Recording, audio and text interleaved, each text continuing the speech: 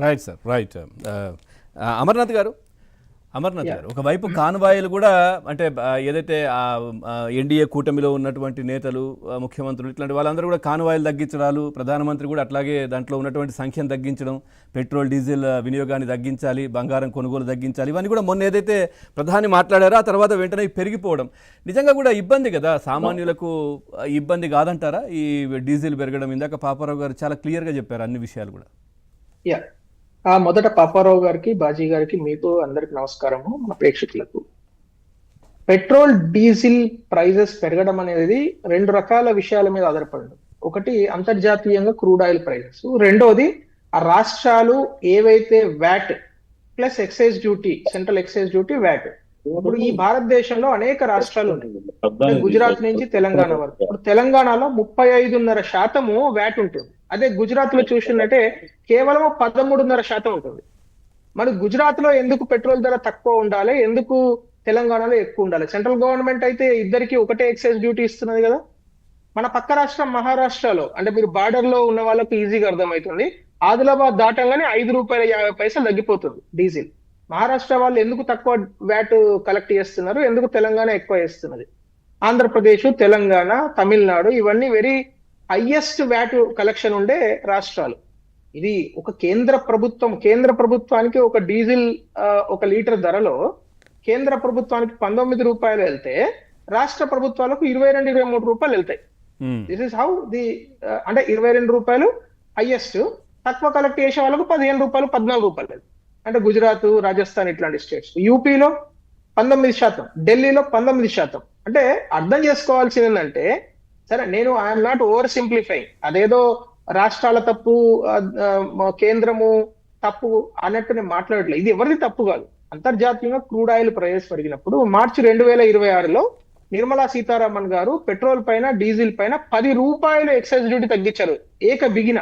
మరి ఎవరు అప్పుడు అరే బాగా తగ్గించారు, మనం నష్టపోతున్నాం, తగ్గిస్తే ఎందుకు తగ్గించారు? ఓవరాల్ గా క్రూడ్ ఆయిల్ ప్రైజెస్ కంట్రోల్లో ఉన్నాయి అని నమ్మి తగ్గించారు. తగ్గించినప్పుడు ఇప్పుడు అంటే ₹10 తగ్గించినప్పుడు అప్పుడు ఆయిల్ కంపెనీస్ అవి చాలా లాభపడ్డాయి. కానీ ఇప్పుడు ఆయిల్ కంపెనీలకు ప్రతిరోజు దాదాపు 1700-1800 కోట్ల రూపాయల నష్టం వస్తున్నది. కాబట్టి ₹3 పెంచడం.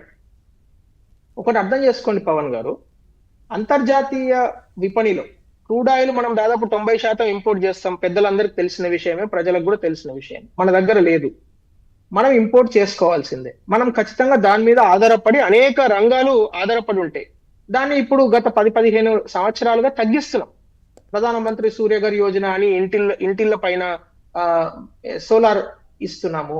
ఆ తర్వాత కోల్ వినియోగం పెంచాము, కోల్ ప్రొడక్షన్ పెంచాము. దానికి ఆల్టర్నేట్ ఎనర్జీ సెక్యూరిటీ కోసము సోలార్ గాని, విండ్ గాని టర్బైన్స్ తయారు చేసి, ఇన్నోవేషన్ చేసి, ఈ రోజు భారతదేశంలో పవర్ ప్రొడక్షన్ లో అసలు డీజిల్ అనేది పవర్ ప్రొడక్షన్ లో 0కి వచ్చేసింది. ఇంతకు ముందు డీజిల్ పవర్ ప్లాంట్లు ఉంటుండే, గ్యాస్ పవర్ ప్లాంట్లు ఉంటుండే. ఇప్పుడు మన విజయవాడలో కొండపల్లి ల్యాండ్కో గ్యాస్ పవర్ ప్లాంట్లు ఉంటుండే, అవన్నీ క్లోజ్ డౌన్ అయిపోయింది. ఇప్పుడు కేవలం కోల్ బేసిస్ మీద, సోలార్ బేసిస్ మీద, విండ్ ఇట్లాంటి నాన్ రెన్యూవబుల్ ఎనర్జీ రిసోర్సెస్ అంటాం మనం. అంటే ఇప్పుడు నాన్ కన్వెన్షనల్ ఎనర్జీ రిసోర్సెస్ అంటాం. అంటే రెన్యూవబుల్ ఎక్కువ ఉండే, ఏమంటారు, అనంతంగా ఉండేది. ఇప్పుడు సూర్యుని శక్తి అనంతంగా ఉంటుంది కదా, దానికి ఏమి లిమిట్ ఉండదు. సో ఆ విధమైన రెన్యూవబుల్ ఎనర్జీ పైన మనం చాలా ఆధారపడుతున్నాం. సో మన దేశము ఎనర్జీ సెక్యూరిటీ కోసము ఆల్టర్నేట్ రంగాలను గత 15 ఏళ్లుగా డెవలప్ చేస్తున్నాము. ఇవాళ ఏదో క్రైసిస్ వచ్చింది కాబట్టి మనం మాట్లాడుకుంటున్నాం. క్రైసిస్ వచ్చిన తెల్లారే మనం ఓం భీమ్ బట్ అంటే మారిపోవు కదా. సో దయచేసి మనం ప్రజలను ఎడ్యుకేట్ చేయాల్సిన అక్కర ఉన్న విషయాలు ఏంటంటే, నెంబర్ 1, డెఫినెట్లీ ఈ రోజు foreign exchange is very very crucial.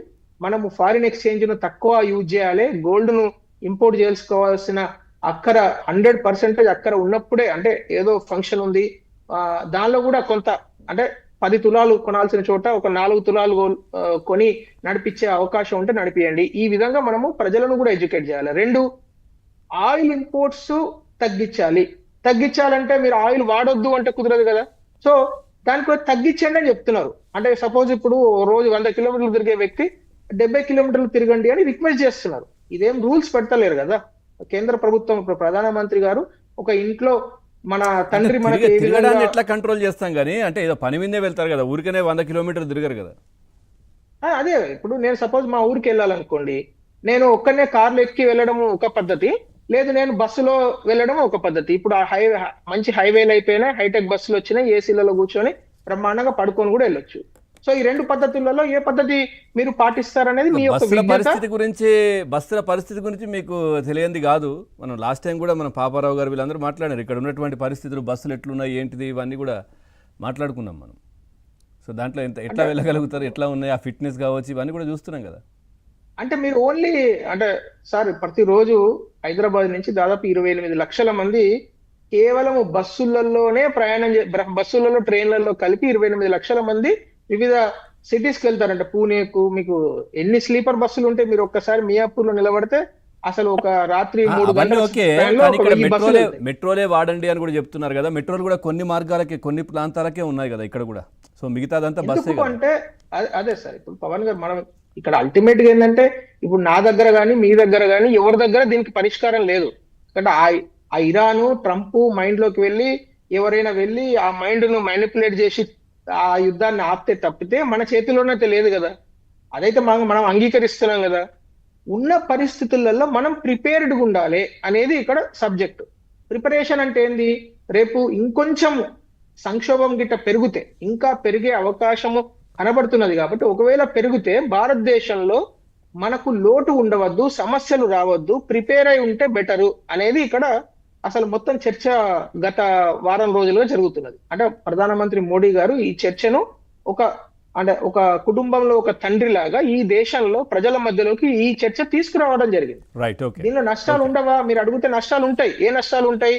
ఇప్పుడు మీరు పెట్రోల్ డీజిల్ పైన గవర్నమెంట్ కు ట్యాక్సెస్ వెళ్ళలేదు అనుకోండి, హైవే ప్రాజెక్టులు మిగతా ప్రాజెక్టులు ఆపామనుకోండి, మీరు అనొచ్చు సింపుల్ గా హైవేలు కట్టకండి అనొచ్చు. కానీ హైవేల మీద ఆధారపడి లక్షల మంది కార్మికులు పనిచేస్తారు. సో ఇవన్నీ కూడా మనం ఆలోచించాలి. కాబట్టి నేను ఒకటే పాయింట్ చెప్పి కంక్లూడ్ చేస్తాను. దయచేసి ప్రజలను ఎడ్యుకేట్ చేసే ప్రయత్నం చేద్దాము. ప్రజలకు నేను క్లియర్ గా చెప్తున్నాను, అంటే అనేక రీసెర్చ్ ఆర్టికల్స్ లో చెప్పేది ఏంటంటే, ఒక డీజిల్ పెట్రోల్ ప్రైస్ ₹1 పెరిగితే కన్స్యూమర్ ప్రైస్ ఇండెక్స్ అంటే ఇన్ఫ్లేషన్ అంటాం కదా, ద్రవ్యోల్బణం కేవలం 0.05% మాత్రమే పెరుగుతుంది. అంటే ఇక్కడ ₹3 పెరిగితే 0.15% పెరిగే అవకాశం ఉంది. సో దయచేసి దీన్ని ఏదో పానిక్ బటన్ నొక్కకండి, పానిక్ చేయకండి ప్రజలను. ఏదో జరిగిపోతుంది, అమ్మో రేపటి నుంచి నేను అన్నమే తినలేకపోవచ్చు అనే భయాందోళనలు మాత్రం కలిగించకండి అని మాత్రం చేతులైతే దండం పెట్టి అడుగుతున్నాను. Right sir, right. బాజీ గారు నమస్కారం సార్.